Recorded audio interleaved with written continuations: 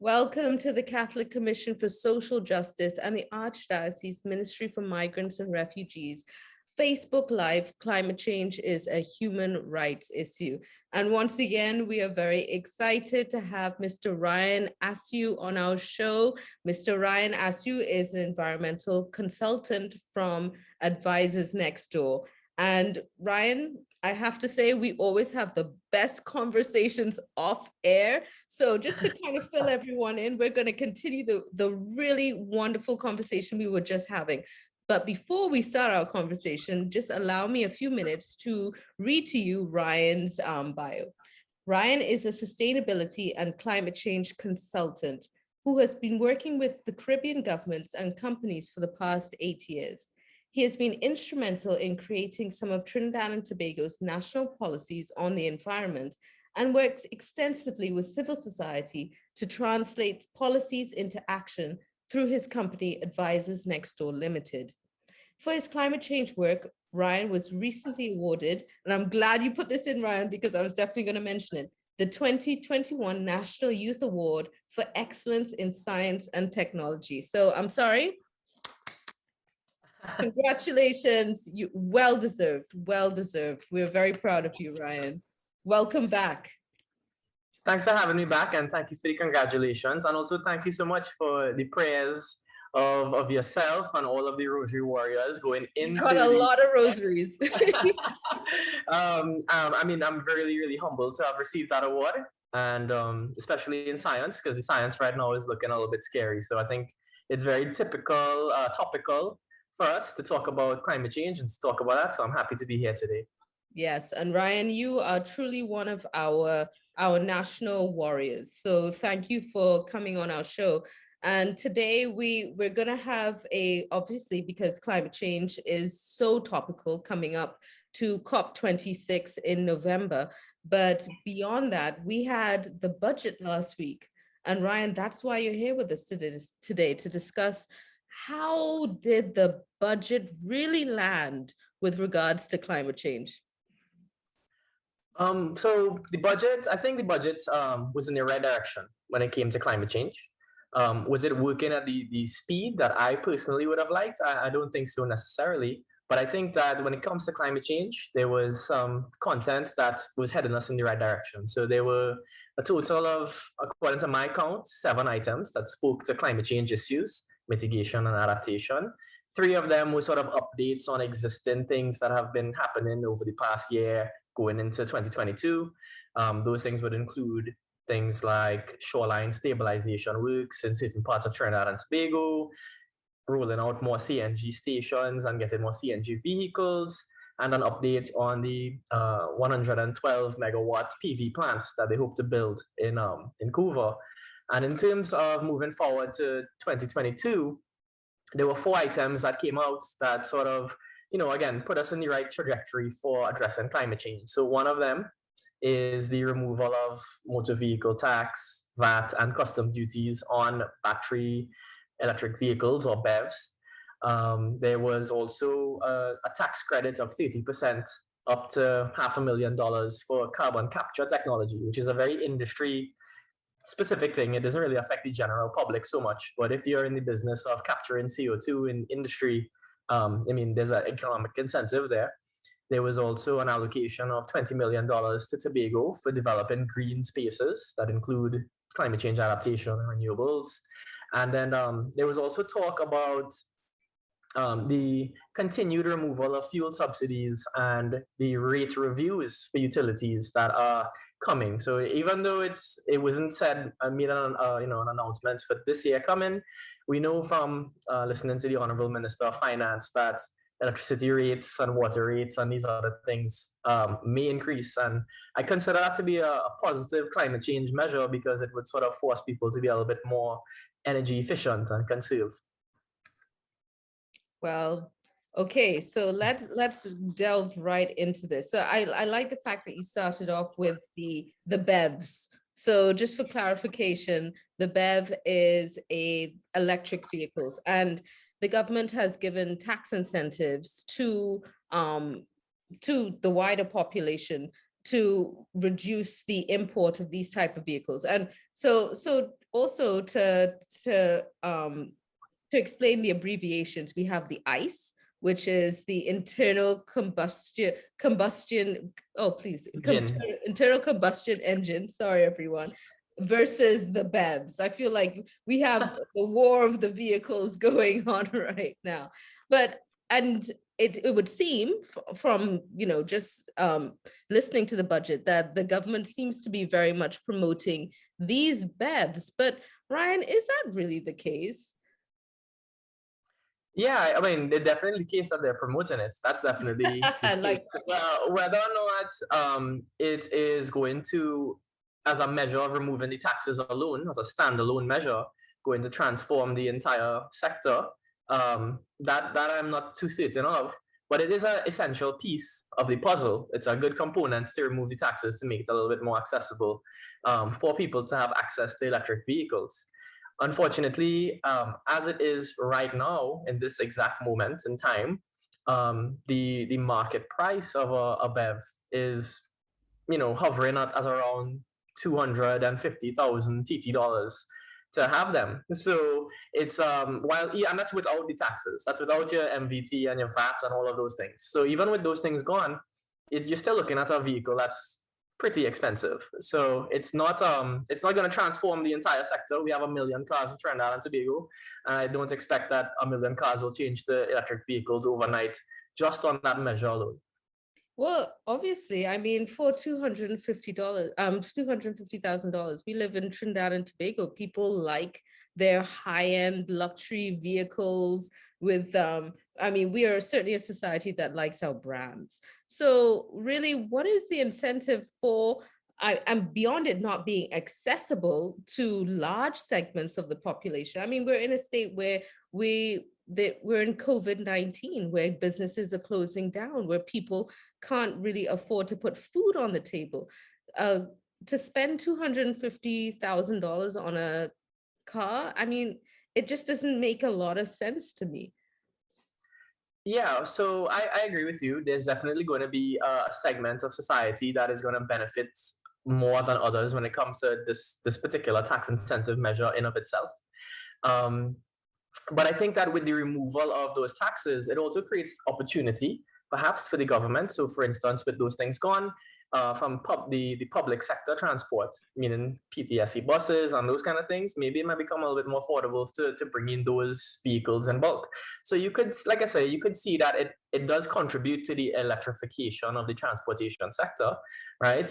But for the lay person, the average everyday person, I don't see that making a big switch. I think people will continue to maybe transition to CNG as a stopgap measure between, full gasoline cars and electric cars, because it's a little bit more affordable to do a $10,000 CNG conversion kit and change your vehicle to CNG, or to get a CNG vehicle for the next coming years. I'm really gonna give you a hard time right now, because you had a really excellent article that I do encourage we posted on the CCSJ page, and I do encourage everybody to go and have a look at that article. But I'm going to quote you on that article from that article. Short of the pre-sale solar power station, BEVs would require owners to charge at home. Considering that Trinidad and Tobago's electricity does not yet come from renewable sources, any small perceived emissions reduced from the transport sector is really being transferred to the power generation sector.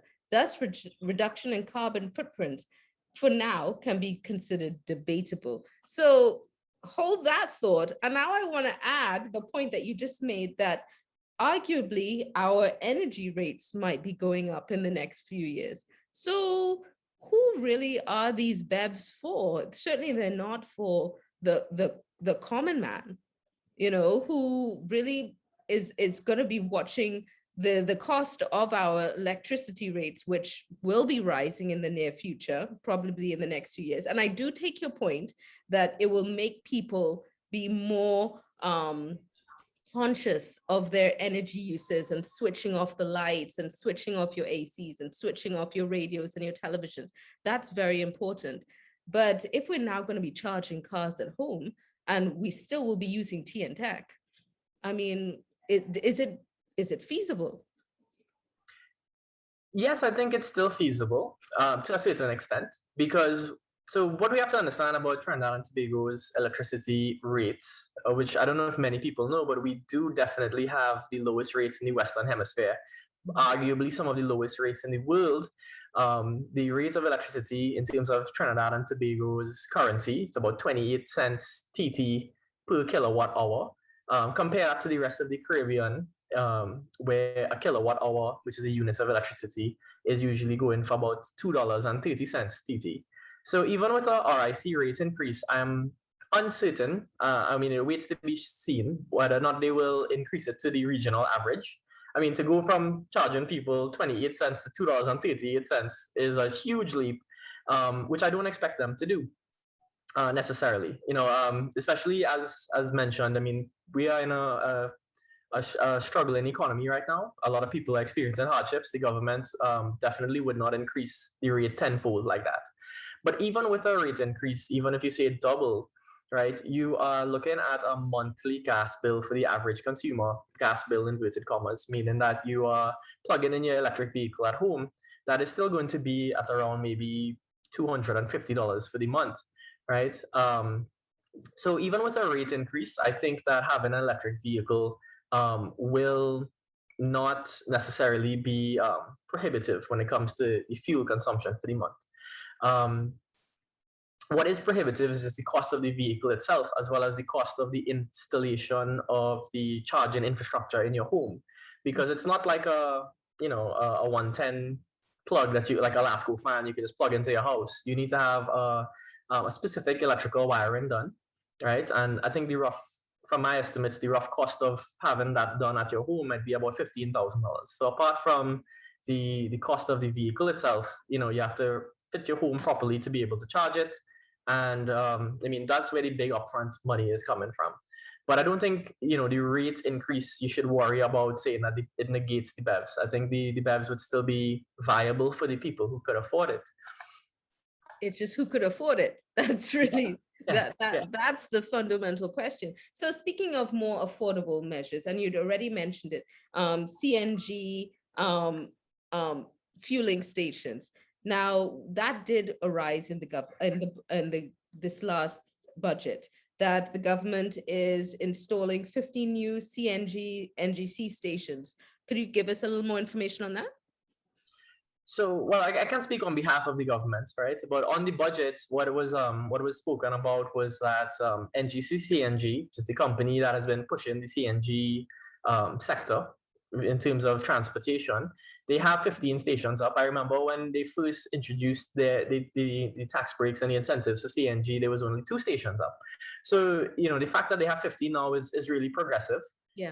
And what I would have liked to see in though is a little bit more discussion if we're using CNG as that sort of transition vehicle between full fossil fuels and full electric, to see where we could do a push, because 15,000 vehicles out of 1 million vehicles is, roughly 1%.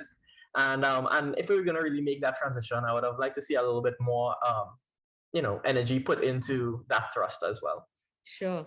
You also mentioned the fact that that many of our families and within society are going through hardship. Now, I'm glad you mentioned this point, and this is a bit of a segue here. The government has invested a significant stimulus plan with regards to agriculture. And we were talking about this off air, and I really found this a very interesting and critical point to make. Let's have a moment to discuss how climate change is going to affect agriculture, especially if the government now is pushing people in that direction. What can we expect in the next 7 years? Wow. So I'm glad that you mentioned the 7-year time, right? Because that's kind of roughly where the best climate science available is telling us that we are on track to surpass our 1.5 degree Celsius threshold. For those who don't know, right, the Earth's temperature has been changing, and we've been tracking that relative to a pre-industrial time. And it's anticipated by the year 2030 we would reach a 1.5 degrees Celsius change above that pre-industrial time. And it might not sound a lot in number, but for a small island state and generally for the planet, it's actually a big difference in terms of having an average temperature that is 1.5 degrees Celsius difference. At that point, we will experience some irreversible situations. You know, there would be a melting, and it continues to be melting of the polar ice caps that can't refreeze just like that. And when that happens, you know, you're facing sea level rise, you're facing all sorts of other changes in the climate in terms of rainfall patterns and drying patterns and that sort of thing. So we have a very limited window in which humanity can try to slow that down. You know, right now we're on track. Within 7 years, we're going to pass that. To put that into perspective, that is the time it takes someone to go to Form 1 and to leave at Form 6. You know, think about your secondary school experience. In that time, the world is going to could transform in such a significant way that it's not going to be very pretty. And for the agricultural sector that's dependent on sunshine and rainfall and biodiversity, things don't look particularly well. I think there's if I remember correctly, there's a 2019 study done by the IDB talking about the economics of climate change in Trinidad and Tobago. And they estimate that under a warming scenario where we cross 1.5 degrees, we could expect, for instance, agricultural drought to cost us over $1 million per year in terms of crop loss. And apart from the IDB study, we could look at what we experience every year perennially with intense rainfall and flooding. And we know that flooding does affect agricultural lands and it does threaten the sector. So as much as the government is putting a thrust into the agricultural sector to make it a tax-free industry and to try to encourage people to go into it, the sector also needs to become climate smart and recognize that there are environmental threats that can undermine this industry as well. I think that's such a critical point, especially to make now, but we're all concerned about food sustainability. And for me, Ryan, I'm a mother. So in the next 7 years, how old are my children going to be and what's the world going to look like? And for you, I don't mean to be emotional, but I feel as though we need to get emotional about this topic because that's what's going to actually make changes at an individual level. You're a young man, newly married. Again, congratulations. It's been a good year for you, but you're going to want to start a family. And is this the kind of society that you want to now bring children into? Because our future is so uncertain. And Ryan, I have to ask you, it's almost as though there isn't the comprehension by the general public that change is happening now and it's happening very quickly. So how can we make a change? How can we bring this point home? We need to all have this discussion, by the way, right? I don't expect you to have, as our savior today. Yeah. I'm glad that you bring it up because the public awareness and the understanding by the public is a major part of the puzzle. You know, discussions like this that we're having, albeit to a limited audience, is an important one to have, and it needs to be one that needs to continue to be had. I think that to bring that home, we need to focus a little bit more on the narratives because I think facts and data and just numbers by itself isn't persuasive. But I feel, as you say, when you think about it from an emotional perspective, and this is why we talk about climate change being a social justice issue, it is a intergenerational issue. The actions or the inactions that we take don't necessarily affect us in our lifetimes, right? Or that we don't think we would see it, but some of us who work intimately, like for instance, the farmers and those who deal with the environment do see it in their lifetimes. But for the majority of us, we think it's so distant.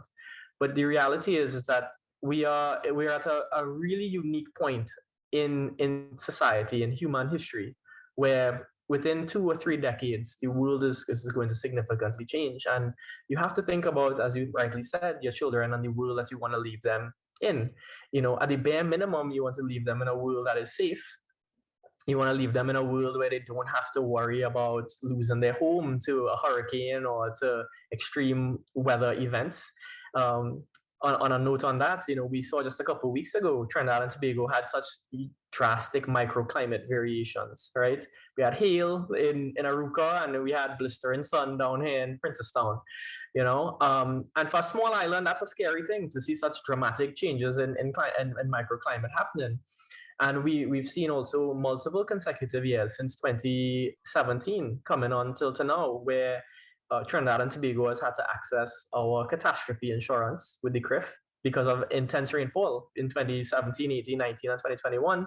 We've received over 10 million US dollars from the CRIF from our insurance policies because of these rainfalls and these floods and these kind of things. So at the very minimum, we want our children to be in a safe society, that they don't have to experience these things. But more than that, more than the minimum, we also want to have them, at least I would want for my children, Dominique, I'm sure you'd want for your children as well, to have them be in a beautiful society, right? One that they can go out in nature and experience the leatherback turtle in Trinidad and Tobago. You want them to be able to go to the Boca Reef or Speyside and see coral reefs, right? And as we cross 1.5 degrees Celsius, the likelihood of coral bleaching, the likelihood of sea level rise, coastal erosion affecting the northeast coast where the turtles lay their eggs, all of these things increase, and they may come a point in time, not to sound alarmist, but the science is alarming, that they may come a point in time within your lifetime that these things will just be things that we recount to our children and our grandchildren as once upon a time in Trinidad and Tobago. Once upon a time, we used to have turtles as big as cars coming up here and laying eggs. Once upon a time, there were reefs with beautiful colors that you could have snorkeled and see. So those are the things that I think those are kind of the narratives and the stories that we should tell and that we should convey to people to help them understand why it's a social justice issue and how important it is the action that we take will have for their children. And that's how we kind of get people more involved and interested. Wow, Ryan, I can see why you won this national award, by the way. And I love that quote, not to be alarmist, but the science is alarming. I think that is the perfect soundbite right there. But, speaking of this issue of the narratives, and I think we had made this point, you had made this point when we were speaking off air, that we get a lot of our information from first world media, the US and whatnot. But the truth is we are small island states. We're seeing these effects right now. As you rightly said off air, most of these first world countries that are on big, massive continents, they think that they have until 2050 to make change. We don't have that time, and I think that's a critical thing to highlight. We need to make the change now. Now, that being said, what do you think is going to happen at COP26? I mean, okay, and I know that's a really hard question to ask with regards to crystal ball, but do you feel as though there is global buy-in, at least? Yeah, I definitely think there's global buy-in. If you are keeping track with the nationally determined contributions of other countries, you could tell this COP26, the Conference of Parties, when all the world leaders come together to discuss climate change in the first week of November. It's been titled the Ambition COP, right? The Ambition Conference of Parties, because everyone is going to be discussing, where are we now based on what we've seen, and how ambitious do we need to be in order to try to starve off that 1.5 degree cross and within 10 years. So I think that there is buy-in to a certain extent, and I think that the small islands, all of the small islands definitely have their hands full in terms of lobbying for more urgent action, because the data is right now that the G20, which are the bigger countries, the UK and the US and China and so forth, they are not on track to with their NDCs and their measures to try to keep us within 1.5 degrees Celsius. So as much as a small island like Trinidad and Tobago has the responsibility to do our part in mitigating, as we talk about with the BEVs and all these other things, I think one of the other most urgent things that we need to do as a society is also start looking at the adaptation and the resilience building. So yes, definitely mitigation for us is important, but we know that if you are a betting person, odds are that 1.5 degrees is coming sooner than later, and we need to start putting a little bit more in place to become a more resilient community. And you talk about household resilience in terms of food and these sorts of things. The government in their budget presentation talked about coastal adaptation, doing the different shoreline works in Captiville and Guagua area, etc. But yeah, I think that's where we need to start carrying the conversation a little bit more about, well, what can we do at a household level to start to, or a community level, to try to build our resilience for the years ahead. We're going to have that discussion, but before we come off the COP26 discussion, there is something that each and every Catholic can do right now. There is a petition. Pope Francis will be an observer at COP26, and he is going to be a voice for the vulnerable and the poor globally. There is a petition that we can all sign, www.thecatholicpetition.org. And I strongly urge each Catholic to go online, to have a look and to see what Pope Francis will be bringing to the table and asking world leaders to do. He really wants to again, Ryan has said it many times, that 1.5 degrees shift in temperature, we want to put a cap in that. And we want to see how best we can bring that back down. We want to work towards being a voice for those who really have done nothing, but yet will feel the harsh effects of climate change. So go online, www.thecatholicpetition.org, and sign up. And Ryan, if you haven't signed yet, I hope you have. It doesn't matter. You go ahead and you sign. But going back to what we can do with regards to household resilience, I mean, what impact, what change can we all make today? So at a small level, at a household level, if I have to talk about resilience, and since you segued into agriculture, I think one of the things that we could do is, and a small practice, is find one thing that you eat, one thing that you consume, and try to grow it at home. It doesn't have to be the biggest thing in the world, right? It could literally just be, your seasonings. And seasonings are hard to kill, so even if you don't think you have a green thumb, trust me, a basil plant and bandana and something, they could survive. But just like one of those little things, just starting off with something small. You don't have to go all out and decide that you're doing a full-on home garden, but just starting off with those little things are the steps in the right direction that help build your resilience. Me myself, we have some tomato plants, some pepper plants, and these sorts of things, and it mightn't seem like much, but it does help in terms of reducing your food bill, increasing your food security, and sort of building your resilience at a household level. What I would like to say, though, is that as Catholics, as a community, I think we should also look at the community level. And in terms of things that we could do, one of the main things that I want to encourage everyone to do is to volunteer with organizations who are actively trying to build community resilience. In terms of preparing for disaster, in terms of getting your communities aware of the issues through education, there are quite a few. One of them, in fact, two of them that Advisors works with is Habitat for Humanity, Trinidad and Tobago. You might see their ads on TV. And of course, the Trinidad and Tobago Red Cross Society. And through both organizations, they are actively seeking volunteers. They're actively seeking persons to join them in doing community outreach, doing community data gathering, and doing things to gather the information to help these communities become more resilient, preparing them for the floods, the droughts, giving them access to the information that can help them do that. And I think if there's something that you want to do today that make a difference, is to work with these organizations, and they'll put you on the ground. You get to confront these issues, and you get to see for yourself. It's easy when we sit down in our comfortable spaces and we talk about, the Pope is representing the vulnerable and of those in society. But when you work with Habitat and TTRCS, you get to see that firsthand, and you realize that Trinidad and Tobago does have inequities. And when you get to see the injustices that happen firsthand and to understand your role in trying to fix that, it's a beautiful thing. So I recommend to everyone at a community level, if you're interested in trying to make Port of Spain more resilient or Penal more resilient, or any community that you live in, reach out to these organizations and figure out, well, how can I be part of their resilience building measures?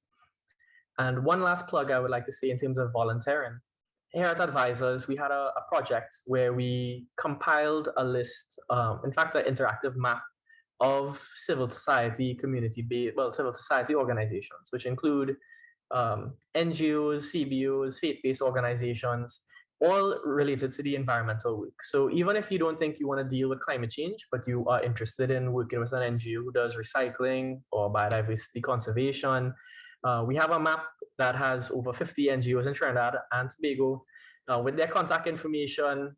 So you can find one that's close to where you live, close to where you work, and reach out and be part of the movement. And Ryan, please share that with us. And also, we are a nonprofit organization. CCSJ is always looking for volunteers, and the Catholic Church, we are firmly committed to being stewards of creation, to protecting the earth. So please, Ryan, we will continue to work with Advisors Next Door. We will continue to have you on the show. And of course, we've run out of time. We always run out of time. But I want everyone to know that I always have a really good conversation with Ryan prior to doing this show. But yeah, Ryan, you will be back.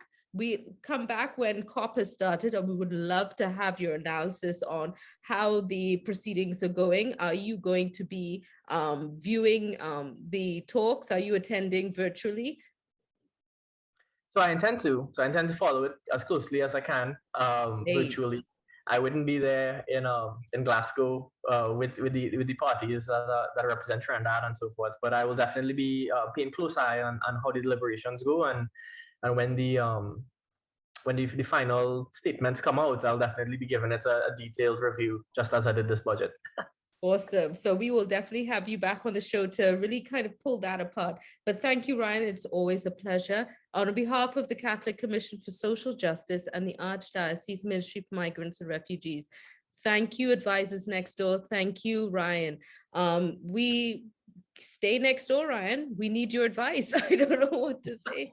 The truth is, we need to start making changes now. And if you are a concerned Catholic, we will be sharing the information with regards to how you can volunteer and take part at a community level and also at an individual household level. How can we make this adjustment and change today? So once again, Ryan, thank you for having us. Thank you for coming on the show. And everyone, have a good afternoon. Take care. Bye, everyone. Thanks for having me.